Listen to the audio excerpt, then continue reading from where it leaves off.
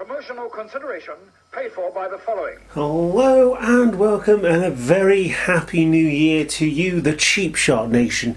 You are watching Cheap Shot Entertainment and I am your host Luke. It is 2021 and we're going through the year 2001. It could only mean it's another retro review.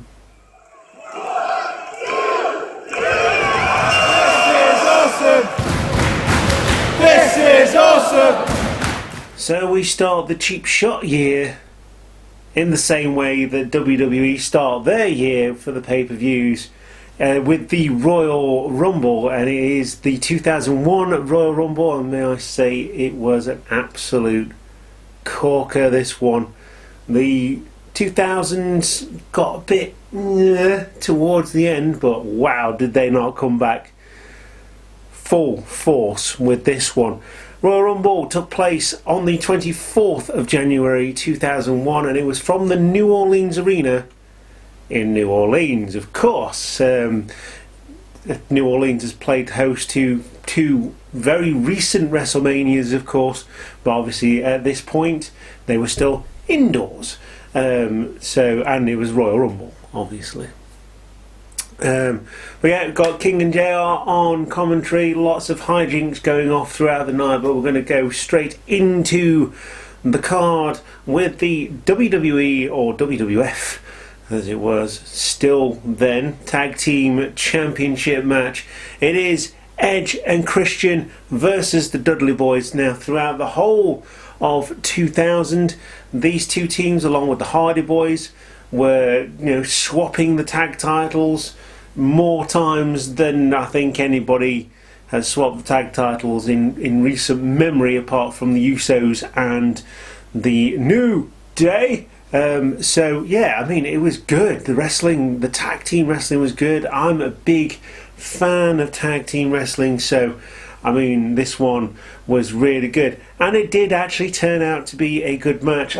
Something I need to mention as well, I was watching this show with my good friend Josh. You've seen him on the channel doing some reviews with me, so we sat and we watched. He was at his house, so make sure that we're socially distanced because this was pre-recorded, giving away all my secrets now. So he was at his house, I was at my house, and we watched the pay-per-view together, click play at the same time basically. And it's a good way of watching wrestling or anything with your friends. Make sure you've got the same movie, click play, get an audio call going. You've heard it here first on Cheap Shot Entertainment. That'll be the new craze in 2021, which of course, as you're watching this, it is 2021. So after a back and forth match, the referee kind of loses control of things. Edge and Christian, current tag team champions, would succumb to the 3D on Edge as Christian is thrown out of the ring and incapacitated. They try this move a couple of times, it is blocked a couple of times, but they do eventually hit it, and those damn Dudleys are your new tag team champions. First pay-per-view in 2001, and we're going to give this a 4 cheap shots out of 5. It was a really, really good match. Great way to start a card. It's tag team match, and especially for the titles. And of course, with the Royal Rumble being the Royal Rumble, you have to get all the title matches in. They don't often do that anymore, especially with 2 Royal Rumbles available as we speak, with the Ladies Royal Rumble and the Men's Royal Rumble. But yeah, really, really good match to get us started. I want to say, good match. 4 cheap shots out of 5. A brief interlude now as Drew Carey arrives at the arena and visits Triple H. He's trying to get some pointers. He's running a pay-per-view, Drew Carey's Improv All-Stars or something like that, during the Super Bowl halftime show back in 2001. Other than that, I'm not quite sure why he's there, but it's quite entertaining, and what happens towards the end of the night is even more entertaining than I could ever. And it's one of the things that I remember from this Royal Rumble, from any Royal Rumble really, and it was just really, really fun. So we're moving on to the Intercontinental Championship ladder match. A ladder match. A special match in a pay-per-view that's not named after a special match. Whoa! We've transported back 20 years when special matches were actually special. This one is Chris Benoit versus Chris Jericho, and Chris Benoit is the current champion. These two have had a heated rivalry for quite some time, and this match was no different. They beat the snot out of each other. They used the ladders as weapons, they used the stairs, they used the steps, they used chairs. Anything you could think of, these things happened. At one point Benoit tried to jump and do his flying headbutt, missed completely, headbutts the canvas, which, as a wrestling trainee, I know that thing hurts. So I can only imagine headbutting it is not the best way to go about keeping yourself sane.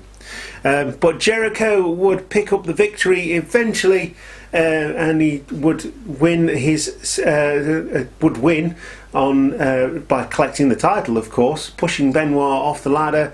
Jericho came off the ladder a couple of times as well.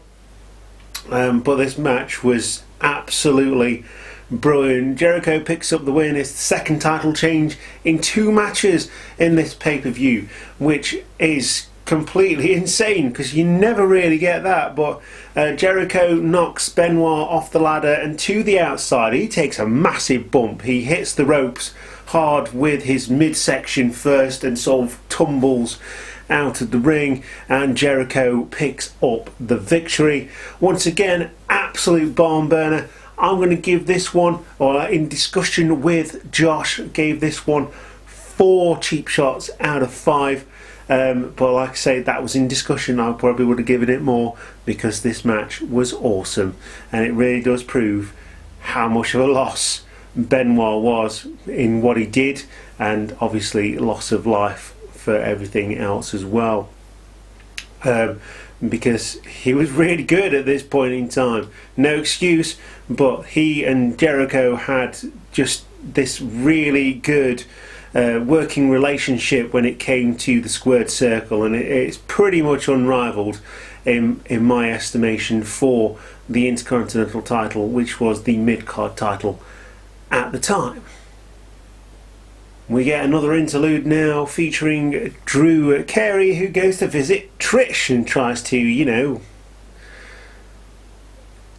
convince her to be part of his improv show. And all of a sudden Vince McMahon walks in. "Hey pal, what do you think you're doing?" And he obviously introduces himself and says he's got a pay-per-view, and he's trying to get pointers. Asks Mr. McMahon for some pointers. How can I advertise it? And Vince McMahon says, "You know what? You know what will really get people interested in being part of the Drew Carey experience? You're going to be in the Royal Rumble, pal." So yeah, Drew Carey accepts, and that's what we get towards the end of the pay-per-view, because Drew Carey is now in the Royal Rumble at the expense of Lowdown, which, even at the time, the storyline with Lowdown was no one knows who they are. So yeah, way to build up your characters. 2 former champions, D'Lo Brown, quite an accomplished European champion, tag team champion, and of course Chaz, part of the Headbangers, had been multiple time tag team champion as well. But hey, talking about championships, let's move on to the women's championship now, because yes, there was a women's championship back in 2001 that actually meant something, even though sometimes the wrestling wasn't as well, most of the time the wrestling wasn't as good as it is today. So we got Ivory, the champion, representing Right to Censor, versus China, who a year ago was beating up Chris Jericho for the Intercontinental championship. But she is now in the women's division, trying to build up that division, so that's fine by me. And she's going against Ivory. Obviously China much stronger, much more, well, not more accomplished, because Ivory is a very good performer in the ring, having previously featured on Glow, which you might have seen on Netflix. Obviously that is a dramatisation. Glow did actually exist back in the day, but China absolutely dominates Ivory in this one. Of course, Stephen Richards is at ringside. She beats him up as well, old White Sox, and all of that. And handspring elbow from China leads to China being incapacitated, collapsing, if you will. There's been a storyline where she's got an injured neck. She's coming back from that. Billy Gunn tried to persuade her not to go into this match, but Ivory would eventually get the pin because China can't move. And they really play this really, right down the line. People are believing everything they see. Of course, it's wrestling. Everything's absolutely 100% real. I'm not breaking kayfabe at all here. And so Ivory would retain the championship. She didn't get one bit of offense in, and unfortunately, obviously, with the storyline with China, the championship took a second place to that, which is a damn shame, because I feel like this match could have actually been really, really good. So Ivory gets the pin. I've given this one a less than mediocre 2 cheap shots out of 5. It's very much a throwaway. There's things going off in the ring, but they're following China to the ambulance. They put her on a backboard and all that kind of stuff, and it really, really does, say a lot about China, how much they wanted her to be the spotlight rather than the actual champion and the championship, which is what it should have been. So this is where we get to find out that Lowdown has been replaced by Drew Carey by Mr. McMahon. And he says, who's going to replace my guys? You're killing me here, Mr. McMahon. And he says, Drew Carey.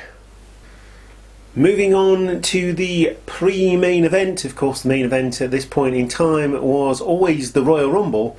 It's the WWF Championship match. Kurt Angle is your champion, currently having fended off 6 people at Armageddon. He is going against Triple H. Obviously, Triple H has been sort of tweening at this point and having his feud with all that kind of stuff. He's been having his feud with all that kind of stuff. No, he's been having his feud with Stone Cold Steve Austin, having revealed that he, instigated Rikishi running him over and all that kind of stuff back in 1999 at the Survivor Series. So again, an absolute war between these two. Kurt Angle is raising the bar once again a little bit higher than he probably should, because Kurt Angle is awesome. He practices the 3 I's: integrity, intelligence, and the other one, and intensity. There you go. Maybe I should just practice remembering things. So yeah, Kurt Angle, man, he's brilliant. I mean, Triple H is great as well, and these two just beat the tar out of each other. Obviously, Earl Hebner, the greatest referee in the black and white stripes to come out of WWE, is the head referee at the time, so he is letting a lot of things go, as he usually did for the main events in WWE around this time. And there's chair shots, there's tables involved, there's all sorts of things involved. Stephanie's at ringside. Kurt Angle's employed the services of Trish. Mr. McMahon doesn't like that, and this whole sort of triangle of hate and love and all that kind of stuff that only the McMahons can bring is very much in full force in this main event. And all these factors, they don't even touch on the main event, which makes this a really good main event. But one factor that Triple H didn't count on is Stone Cold Steve Austin. The glass shatters, Stone Cold comes down to the ring, he hits the game with the title. Actually, the music didn't hit, he just ran out. Gives him a stunner for good measure. Obviously, Triple H is bleeding at this point after being hit by the title, and only for Angle to get the cover and retain his championship, hold on to it for another month until No Way Out. Crazy outside of the ring, hard fought in the ring, and this match was absolutely fantastic, absolutely great. This one, you can't do wrestling better than Donald Trump, and maybe Kurt Angle and China did just that. I look like I'm playing an accordion. What a great match. 4.5 cheap shots out of 5. Absolutely brilliant. Can't say anything bad about this match. Even the outside factors were brilliant. You know, Stephanie McMahon and Trish furthering their feud on the outside, and it was, again, that's why I knocked it down by 0.5.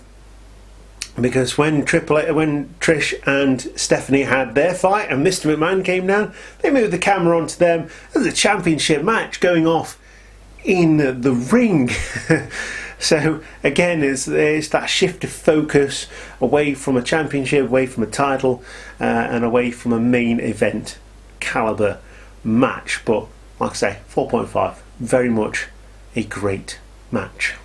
On to the main event now. It is the Royal Rumble for 2001. I'm just going to go through the participants and take you through who came in at what time and the odd things that happened in between, as well as the final 4, the final 3, the final 2, and the winner, obviously. That is my formula for reviewing a Royal Rumble. So, Bull Buchanan and Jeff Hardy start the match as 1 and 2 respectively, and I always wondered why there's so much emphasis on the number 1, because number 2 is just as important as well, because they start in the ring at the same time, apart from the entrances, of course. So they fight, they have a fight, they fight. Matt Hardy comes out at number 3, followed by Farouk. Drew Carey is next, followed by Kane, and all the time Drew Carey's in there. He has his little entrance. He's like, yeah, fight. You beat him up, and he's sort of standing in the corner, waving at people. And it turns out that after Jeff and Matt have eliminated Bull Buchanan, that they eliminate themselves. So Drew Carey's in the ring, and he's like, yeah. And then things go a little bit red, because Kane comes down to the ring and does his fire and brimstone, and Drew Carey tries to pay off Kane, but of course Kane is the monster and he's not taking any payments from anybody, and Drew Carey eliminates himself, which I thought was absolutely hilarious. Posts himself over the top rope as Raven comes down and brings his hardcore weapons with him, and from there it does turn a bit red, because Al Snow comes out, Perry Saturn, Steve Blackman, and this is where we get the hardcore segment of the Royal Rumble. And I'm going to go back to normal lighting now, because I want the normal lighting. It's not Hell in a Cell with the Fiend, is it? Grandmaster Sexay comes out next, and then the Honk Tonk Man. He's just a Honk Tonk Man. He's just a Honk Tonk Man. He's cool, he's cocky, he's bad. You see? Yeah, legend. Gets kicked in the face by Kane, given a tombstone. I think it's tombstone, maybe it's a choke slam. Either way, Honk Tonk Man is out of there after he does the the bit of a singing. The Good Father comes out, followed by, oh my God, is it? Yes it is, it's Taz. Bradshaw, followed by Albert Hardcore Holly, who, the commentators say, you know, Bet Hardcore Holly was a bit disappointed that he didn't get to go in the hardcore segment. Kate Quick, who you now know as the 45-time 24/7 champion. R-Truth. Val Venus comes out again representing the right centre. William Regal. Hello! The best wrestler of the 2000s. Test, this is a test. He comes out next, followed by the Big Show. Choke slam through the table on The Rock. So The Rock eliminates the Big Show. There was obviously the big thing about the 2000 Royal Rumble where, you know, Big Show said that The Rock went out first, and to be honest with you, I tend to believe him because I've seen the videos and it does actually look like The Rock went out first. Anyway, The Rock would get the title shot and there was a big thing, and then they had the match at I think it was still No Way Out, and yeah, then it led to the Fatal 4-Way at WrestleMania. So yeah, so The Rock would eliminate the Big Show on his own. The Big Show didn't like this. He pulled him out of the ring, chokeslam him through the table, but of course he didn't pull him over the top rope. So The Rock is still in. Crash Holly is in next, followed by The Undertaker, the Biker Taker. Scotty 2 Hotty comes down. He dances his way all the way out of the ring because the Brothers of Destruction are in full force at this point in time. Stone Cold Steve Austin makes his way down to the ring to a rapturous applause from the crowd in New Orleans. Triple H obviously repays the favour and beats up Stone Cold. Stone Cold is a crimson mess before he's even got into the ring. He's followed by Billy Gunn and Haku. I believe he was even on the 2001 pay-per-view for WCW before he came to this, which also I might actually do. So yeah, check that video out. There'll be a link maybe somewhere here, or maybe here. I don't know. I get mixed up sometimes. And Rikishi, of course, earned the right to come in as number 30. Rikishi doesn't last long. Neither does Haku. Billy, Kane, Austin, and The Rock are the final four. Austin eliminates Billy Gunn first. Kane eliminates The Rock, leaving Stone Cold and Kane. I think Kane has the most eliminations in one Royal Rumble. I think it's been bested now by Braun Strowman at 12, but Kane for the whole of 19 years plus, probably 18 years plus, had the record at 11 eliminations, and still one of the best performances in a Royal Rumble that I've ever seen because it was fun. Every time Kane had someone come in, he just chokeslammed them and chucked them out because you could believe that Kane would do that. You see, and that's what makes wrestling as good as it is. Kane eliminates The Rock, and 3 chair shots later from Stone Cold because the chair's in the ring, and a clothesline sends Stone Cold to WrestleMania. And of course JR would go Stone Cold, Stone Cold, Stone Cold, because we didn't get the name first time. Stone Cold Steve Austin wins the Royal Rumble for the second time in his career. He goes to WrestleMania 17.